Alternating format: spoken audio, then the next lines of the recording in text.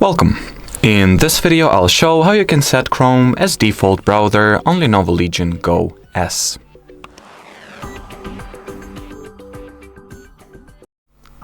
So at the start we will need to switch the handheld console into the desktop mode. So open the Steam menu either through the touchscreen or by pressing the dedicated Steam hardware button, this one.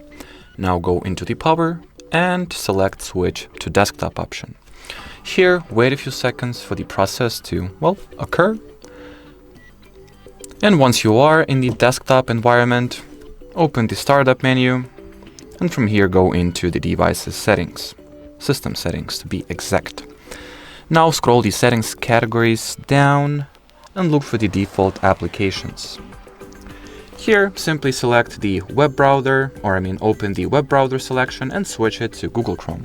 Of course, obviously, before you can do that, you will need to, download and install Google Chrome on your LENOVO Legion GO S, which we have a separate video on, so if you need any assistance with that, check it out.